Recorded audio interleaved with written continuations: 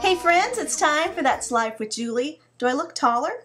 My husband bought me a new chair. Look at that. You don't see like tufts of stuffing coming out of it because one of the kids picked it clean or a cat got a hold of it. Ugh. But it sets up taller. I can't figure out like how to make it go down. So I feel like I'm 6'9" today. I kind of like it. So what's on the agenda today? Well, I want to share with you something. I was writing last night. It was about 2 o'clock. I make my way upstairs. I snuggle into bed, and as I'm lying there, there's this overwhelming sense of compassion and mercy towards one of my children in particular, and an event that happened in their life that was very difficult for them, traumatic, and really traumatic for us as a family. And what had happened at one point, I had thought, how do I deal with this? Rick and I both had discussed, what's the best way to deal with this? Should we write this person? Should we call them? Should we send them a multiple text messages? What should we do? And no matter how many times I sit down and, I could say this. I'm a writer. I put words together, No matter how many times I would do that, I never had a sense of, yes, this is what you should be doing. So I took my hands off. This was several years ago. And I was like, you know what? I'm not even going to think about it. I'm not going to pick it up only and until God would in some way prompt me to do that. So he decided to prompt me last night around 2:05 a.m. And there I was. And tears. It was just crazy. It came out of nowhere. And the closest thing I can come to describe it for you is, there's a maternal, nurturing love that we have for loved ones, for children, for puppies even.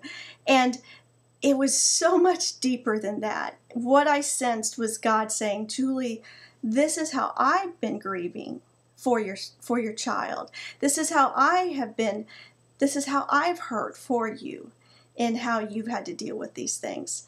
And go ahead and write that letter that you need to write. So I booked out of the bed, I went downstairs, and I started writing. And about 4 o'clock I finished. I sent it to a few friends, knew they'd be online. One of them was immediately online because she's a midwife and she's always awake. And got their response. Several of them agreed on the same thing. So I hit it again today, and I'm here. 7 pages that I'm going to be mailing.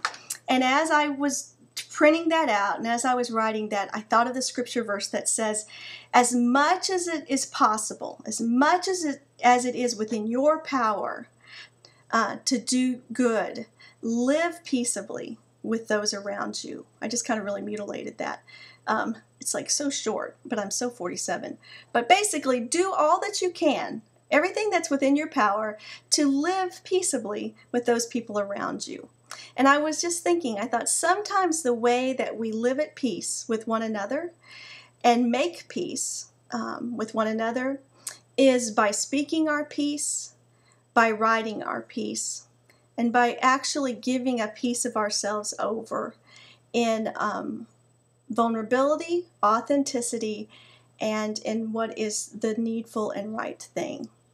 And maybe that's you today. Maybe there's something in your life that you've long thought, gosh, how should I handle that? And I know, maybe today is the day. Maybe today is the day that God says, yes, you pick up that phone and you make that phone call and you speak the words that you need to speak. In fact, you know what? I'll give you the words to speak, even as you're speaking. And that's really how I felt with this. One of the comments that I made was, look, I'm not here to rant and rave and to malign your character, your motive, or anything. I'm just letting you know what happened and what has been some of the ramifications and repercussions in my child's life and in our family as a whole. And I pray that as a result of this, that you'll understand our story, and perhaps this won't be repeated again with someone else. That's the whole of it.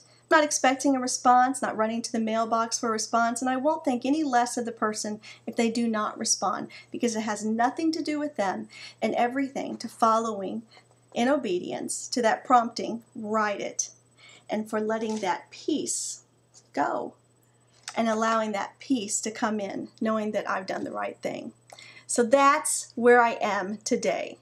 And if you are there, if there's something in your life that this kind of really rings a bell, I would love to hear from you. Feel free to message me privately, post a note if you want to, YouTube, on my blog page, or here on Facebook. And I will talk with you guys later. That's Life Peaceably. All the people say you're riding high in April, shot back down in May. But I know I'm gonna change that tune.